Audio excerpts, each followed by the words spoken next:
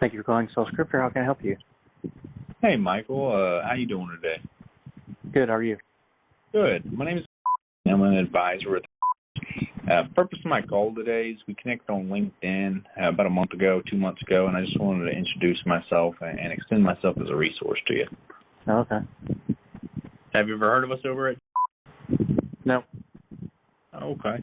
Well, we're an investment and advisory firm, and we essentially help individuals and families plan for their financial goals while also helping manage their 401ks, IRAs, things of that nature. Do you currently partner with an advisor already? I currently have a financial advisor. Okay. Who do you work with, Michael? I work with. Okay. Yeah. No, I know that group. That's cool.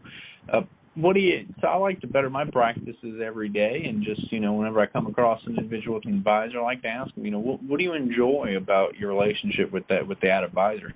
I don't know. I don't know. I don't know what I enjoy about it. Yeah, no, more than fine. Is it just kind of a returns type situation? Returns are pretty good. Okay. Well. Anyway, Michael, would you be ever interested in, getting a second opinion or see how we do things over here? I'm not looking to make a change at this time. Okay. Yeah, more than fine. Anyway, if it's okay with you, I can reach out again in the future at some point and see if it's a better time for you. Okay. All right. All right, Michael. Well, I hope you have a blessed rest of your day, and I appreciate you for your time today. If you need anything from now to the next time you hear from me, just feel free to call. Okay. Thanks a lot. Absolutely, Michael. Have a blessed one. Okay. Bye. All right, so a really good cold call example there. Now let's reflect back on what went well, what could have gone better, and then after that, I'm going to provide a cold call example that takes into consideration all of the different recommendations and criticisms that I make. He opens the call with asking how I'm doing. If you've watched any of our other videos, you know that I recommend scratching this from your introduction. It just sounds cheesy, awkward. You sound like a salesperson trying to sell something. Simply replace that with, have I caught you in the middle of anything? Sounds very informal, casual. It's a great way to open the call. It actually decreases guardedness. And then he goes on to basically introduce himself and his company. I want to introduce myself and extend myself as a resource to you. Have you ever heard of us? I think this is a pretty poor way to open the call.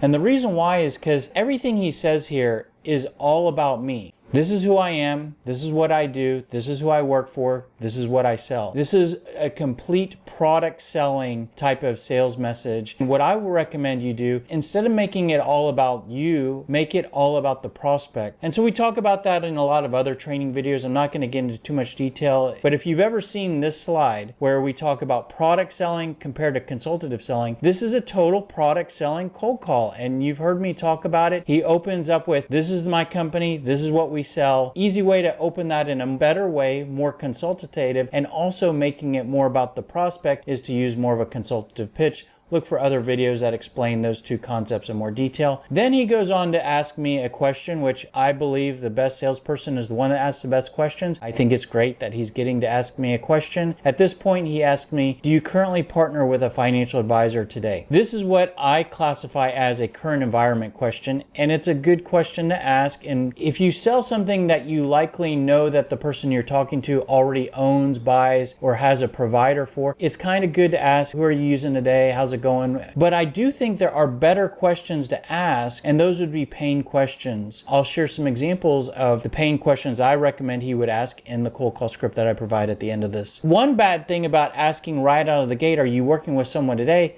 That took us to me giving him an objection of, I already work with someone today. And then he replies to that, who do you work with? Oh, I know that group, that's cool. I actually think he handles this objection in a good way. When a prospect says we already use someone today, a great response is to respond in a not concerned, not threatened way. And I love that he says, oh, I know that group, that's cool. So I think that's a really good response. What he follows up with is, what do you enjoy about your relationship with that advisor? Is it some kind of return situation? situation. I think this is the right direction to go. I think there are better questions to ask, and I'll provide those in the cold call script example at the end. Would you be open to a second opinion? I think this is a good question, but it's the complete wrong time to ask. He's at the cold call. He's just getting started, and he's asking me if I want a second opinion. This is a closing question, trying to close me on looking at a proposal. And this leads us to my next objection, which is I'm not looking to make a change at this time. The key thing he does wrong here is he asks that question at the wrong point. He's taking me through the wrong steps of a sales process. So now I want to talk real quick about sales process. The steps I show you is going to show exactly what he did wrong, what he could have done better, and it's going to show you how easy the cold call script I give you next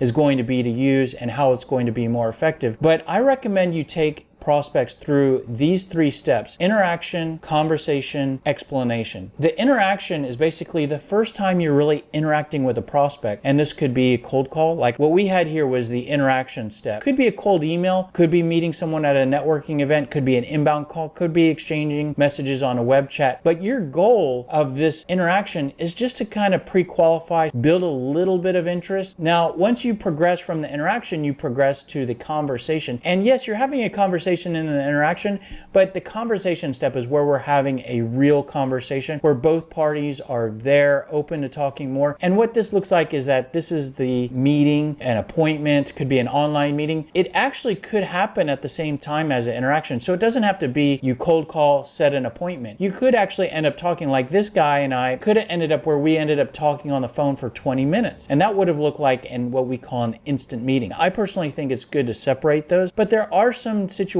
where, depending on who you're talking to or what you sell, it makes sense to have an instant meeting. Once you progress from the conversation, then you progress to the explanation. And this is simply you explaining how you can help. So this would be where this salesperson could go into more detail on how they work, what they offer, maybe sharing a proposal with me. This would be him sharing his second opinion with me. And the explanation could be a demonstration, could be a presentation of slides, could be an online screen share. Now, what this guy did, and I think he did wrong, is that, he got to the point where he was like, will you look at a second opinion? And that's basically trying to close me on the explanation step, which is, can I give you a proposal, give you a quote, whatever. And so what he tried to do is he tried to sell the explanation in the interaction step. And what I think you should do is you should just simply try to focus at the interaction step on selling a conversation. You're selling the meeting, you're selling the opportunity to talk more. If you keep these in mind, it will create more clarity for you on what you should say. And I'll give you an acronym here to kind of make this easy to remember. ICE, I for interaction, C for conversation, and E for explanation. This is the ICE sales process. And so just think of ICE. If you want to be a salesperson that is cool, calm, and collective, has ice in his or her veins, never gets stressed, isn't stressed about picking up the phone, isn't stressed about dealing with objections, use the ICE sales process. So now let's look at a cold call script example that takes all of that into consideration. The introduction, hello prospect, this is Michael Halper calling from Company X. They say, no, I'm fine. Or even if they say,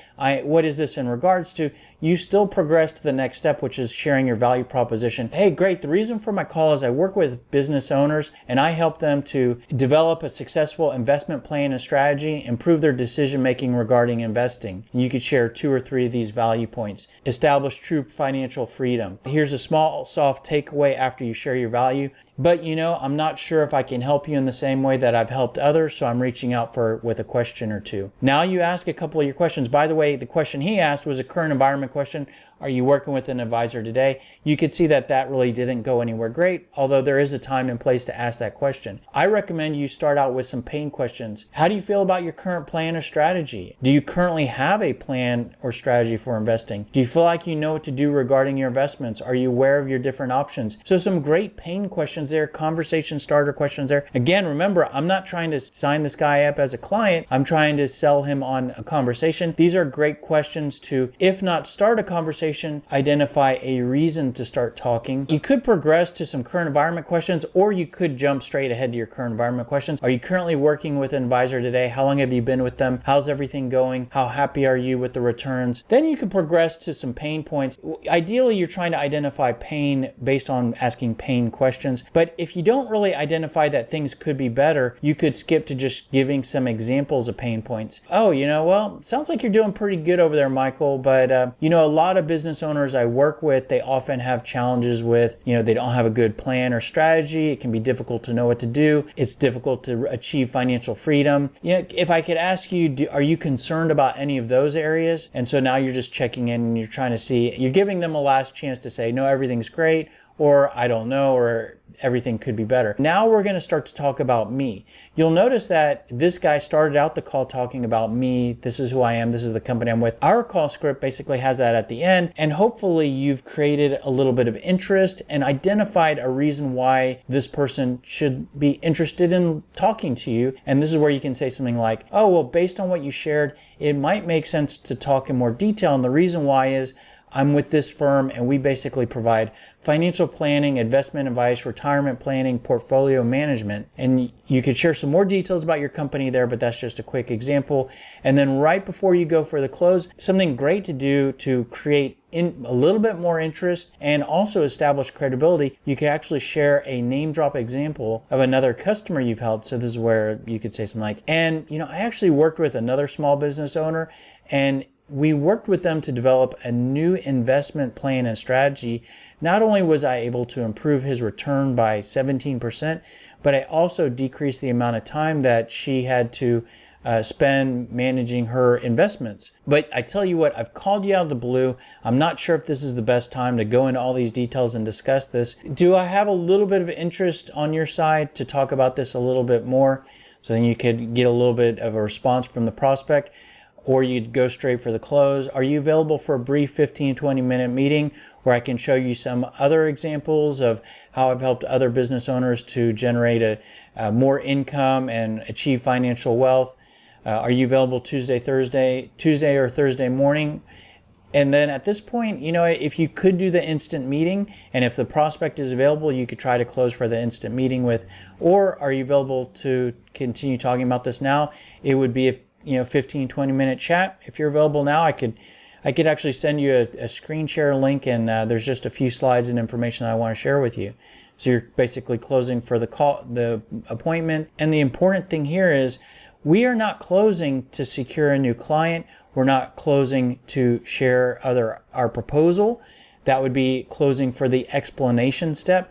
What we are closing for here is to simply talk more, and that is the C step in the ICE sales process. Now, if you think that is helpful in any way, if you get a couple tips out of that, you can return the favor in us providing those tips by liking, commenting, sharing this video, subscribing to our channel. That's pretty much it. Go to salescripter.com if you want more information, and we hope that you got some good tips out of this video. See you on the next one.